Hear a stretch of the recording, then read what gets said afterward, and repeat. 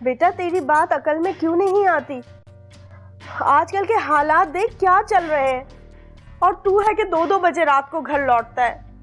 तुझे पता है जब तक तू घर नहीं आता मेरी क्या हालत होती है? तेरे सिवा मेरे इस दुनिया में है ही कौन? भाई तो मैं क्या करूं? यहाँ बैठ के दीवारों से बातें करूं या आपके साथ मिलकर रोटियां पकवाऊं? अम्मी सारा दिन जॉब ढूंढने में निकल जाता है, जो टाइम मिलता है शाम में सलमान के पास चला जाता हूं। जब जॉब मिलेगी तो ये उठना बैठना भी खत्म हो जाएगा, फिर खुश हो जाइएगा। कमाल है, तुझे ही नौकरी नहीं मिलती। 10 दफा आपको बोले कि चच्चा से बात कर लें, लेकिन आपको तो परवाह ही नहीं है कोई।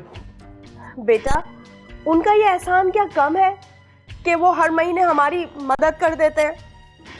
अम्मी मदद करते हैं तो कोई एहसान नहीं करते, ठीक है? मेरा बाप उनका बड़ा भाई था और आप उनकी भाभी। हाँ मैं जानती हूँ, 2-4 दिन में मेरा जाना होगा तो मौका महल देखकर बात छेड़ूंगी। अच्छा ठीक है, जैसी आपकी मर्जी, मैं जा रहा हूँ। कहाँ जा रहा है इस वक्त? जल्दी आना। हाँ हाँ आ जाऊंगा भाई। फिर निकल गया इस वक्त।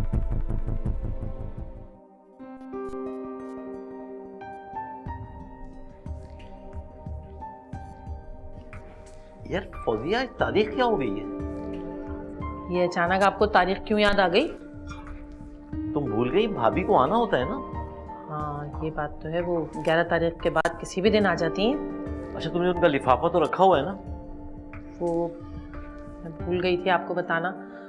मुझे कुछ दर्जी के पैसे देने थे और कुछ कपड़े भी खरीदने थे, तो मैंने उसमें से ही खर्च कर लिए। ऐसा ना हो कि वो कल सुबह ही आ जाए। मैं ऐसा करता हूँ कि एटीएम से निकलवा के ले आता हूँ। ये ठीक रहेगा।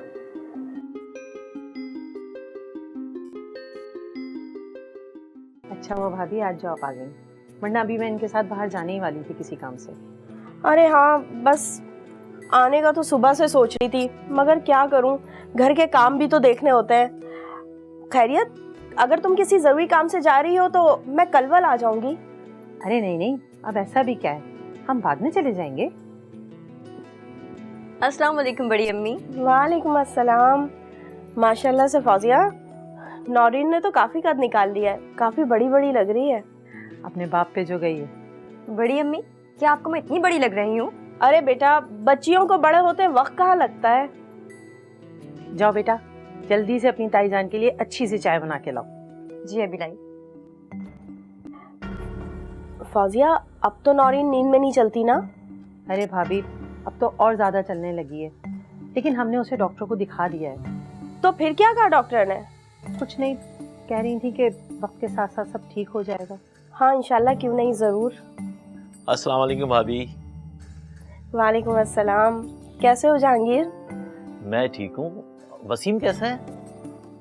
बस क्या बताऊँ आपको, मुझे तो हर वक्त वसीम की ही फिक्र लगी रहती है। नौकरी के लिए पता नहीं कहाँ कहाँ मारा फिरता है। आप उसकी नौकरी के लिए कुछ करें ना भाई साहब। अरे भाभी मैं तो ऑफिस में होता हूँ, और वसीम की एजुकेशन भी इतनी है नहीं। आजकल तो पढ़े लिखे लोग भी दर दर की ठोकरें खाते फिर रहे हैं। बस ठीक है, मैं अपने कुछ दोस्तों से कहूँगा, इंशाल्लाह कुछ करते हैं उसके लिए। हाँ जहांगीर भाई, आपके अलावा हमारा है ही कौन इस दुनिया में। भाभी ये रख लें। अल्लाह तुम लोगों को खूब खुश रखे। अगर मेरा वसीम किसी काबिल होता या उसकी नौकरी हो जाती तो मुझे इसकी जरूरत भी नहीं पड़ती। अरे भाभी आप ऐसा क्यों सोचती हैं? ये कहकर आप हमें शर्मिंदा कर रही हैं। जहांगीर, तुम्हें तो याद होगा तुम्हारे बड़े भाई नौरीन को कितना पसंद करते थे। उनकी जिंदगी ने उनके साथ वफा नहीं की। अगर वसीम की नौकरी हो जाए तो मैं नौरीन को अपने घर की जीनत बनाऊंगी। भाभी, आपने इतनी बड़ी बात इतनी आसानी से कैसे कह दी? आपकी हिम्मत कैसी हुई ये बात करने की? कहाँ मेरी बेटी और कहाँ आपका वो आवारा बेटा? अरे अरे अरे, मैंने ऐसा क्या कह दिया जो तुम इतना बिगड़ रही हो?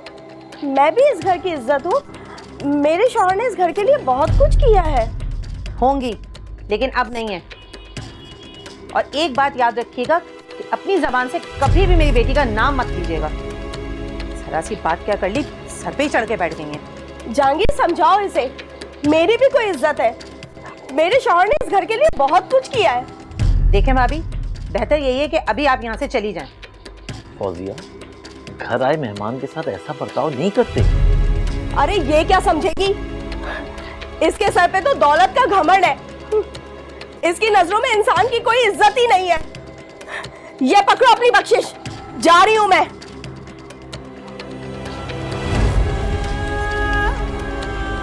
इनकी हिम्मत कैसे है ये बात करने की?